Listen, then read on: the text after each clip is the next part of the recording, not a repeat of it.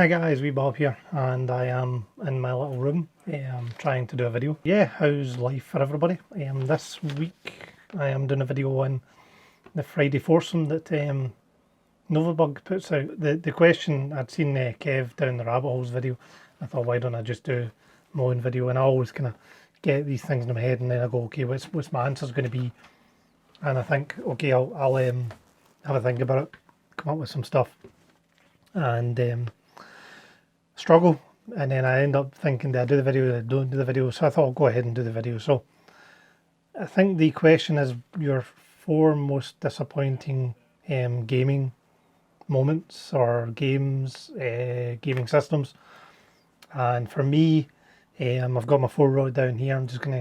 I didn't get too many notes on them. I wrote a few notes and thought about it in my head. But so first up, and they're not in kind of any order, but first up is Final Fantasy VIII.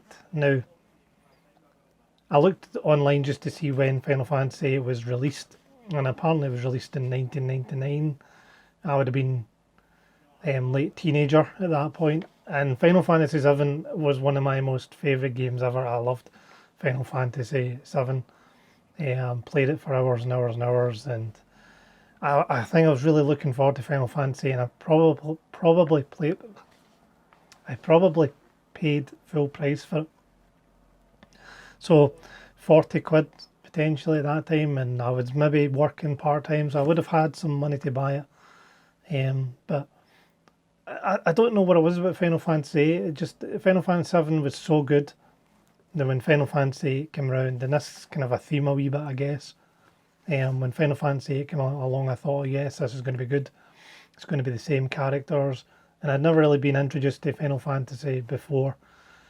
So this was kind of me expecting the Cloud journey to continue. And I was disappointed. I mean, it was kind of more realistic characters.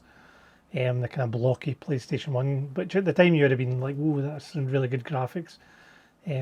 But yeah, just kind of disappointed in the game itself. And I don't really remember exactly what it was about it. I think I didn't complete it by any means.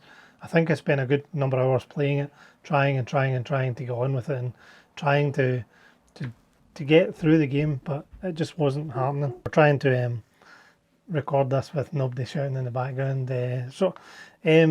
Second on my list here is Teenage Mutant Ninja Turtles for the Spectrum. And I think this is on the list because I think back in the day I was looking forward to playing Teenage Mutant Ninja Turtles at home, having seen the arcade machine. We had a kind of local leisure centre that I went along to sometimes, and the Turtles was one of the games. I'm almost certain the Turtles was one of the games that was always there, and I was looking forward to it. I was like, yes, this is coming to the Spectrum. I got the blue box with all the little bits inside it, kind of bigger box, not just a box standard Spectrum cassette case. I'll put some images up. I don't have the original anymore, sadly, and I got the game and I put it up, and I was looking at it the other day, and it got good reviews from what I can see. But from a kid's point of view, I haven't looked at what date it came out, but from a kid's point of view, I was just like, this isn't what the arcade machine looks like. And I mean, it was a Spectrum. What more would I expect to see? But it looks like it's actually a pretty decent game, and I think I had just been like the shiny lights of the arcade machine had blurred my vision to what was possible. And being a kid, I was just, as I said, I was just disappointed in the end with the gameplay, and it wasn't a fighting game as such. It was just a kind of platformy type game with the crappy Spectrum colours, and just my expectations were up here, and it was down here. So yeah, that's my second gaming disappointment would be the Turtles game. Third on here is a more recent example of a frustration for me, or a game that I was disappointed in, and that is Days Gone. So Days Gone has come out, and it got really bad reviews, and I don't think it's a bad game by any means. It's not so much that problem. And I mentioned this in a previous video, so I'm kind of repeating myself here, but I had just played Red Dead Redemption 2, and Red Dead Redemption 2 for me is an amazing game. It's one of the best games I've ever played in my life. Um, Assassin's Creed Black Flag, Red Dead Redemption 2, Mad Max. These are the kind of 3 games I'd been playing recently, and Days Gone was really exciting for me because, as I think I'd said before, I've got the comic book of the Walking Dead here somewhere. Um, but I was excited for it. I thought building, maybe you'd get to build your base up, and I've played it a bit. I've still to play through the rest of it, the story, build up my bike, and make it good. And I think part of it's because I'm too scared. I mean, I'm scared of games. Games scare me. Alien Isolation, I really, really want to play Alien Isolation, but I just can't. And Days Gone, I still get scared in it a wee bit, and it's a big wuss. I'm a big wuss, you know. So yeah, just disappointed in. I don't know whether it's just the limitations compared to Red Dead Redemption 2, where you could almost interact with most things.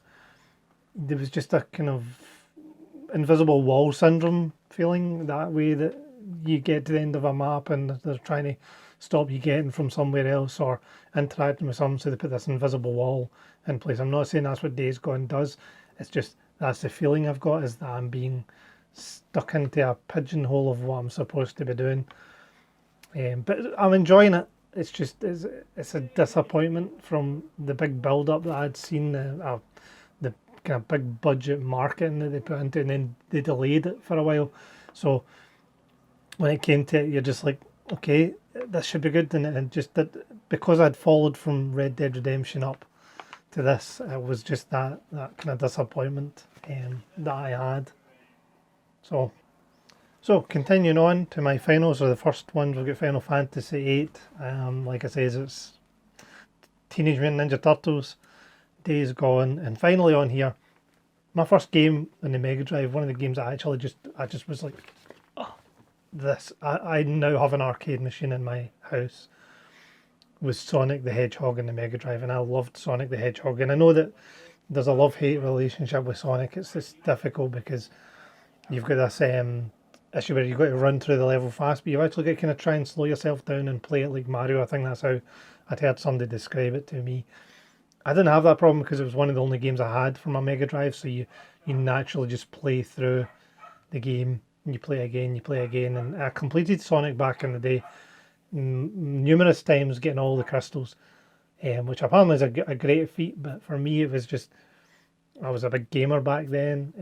Football and gaming were the two things that I did, and yeah, just I loved Sonic the Hedgehog. So when I seen later on versions, and it was really when they started introducing the kind of 3D effect where you go behind Sonic, I just fell out of love with it.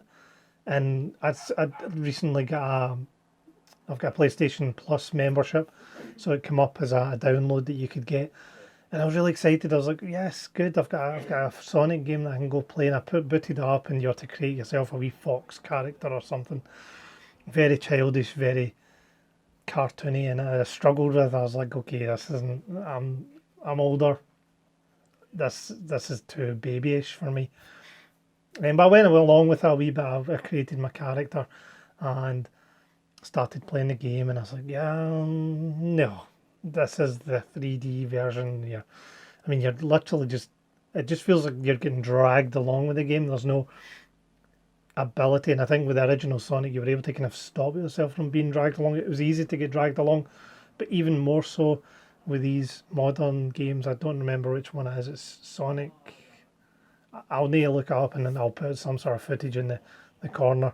Might have to steal footage because I can emulate old games, so Turtles are probably just doing my own footage. I might have to kind of grab some other people's footage for those modern games, or official footage if I can grab some official footage. I don't feel so bad about doing that because I'm only grabbing it to kind of prove a point. So yeah, that's my Friday foursome for the first time. Friday foursome, glad it's back. I've missed a few, I believe. Glad it's back. Glad I can try and contribute to this. And I love the Friday foursome side of things. It's how I got into YouTube, seeing people doing these responses, and it was a community feeling. And I'm glad it's back, and it means I can get involved. And yeah, I hope you guys are well. It's obviously still lockdown I'm still working from home. I've been doing a lot of exercise, which I feel I'm getting somewhere, which is good. And life is going on. I've got a new gizmo to show you at some point to help me with my YouTube channel, and I'll be doing a review on that. There's reviews online, but I'll do my own review of it. I've got most of the footage, so I'll be putting that together. Other than that, I've just been watching other people's videos when I can, but I've been very busy with DIY and cooking. I've been getting into my cooking recently, so learning how to make takeaway type food because, well, it's not really helping me in terms of the weight loss side of things, but yep. So that's me. Cheers, guys, and wee Bob is out. Bye.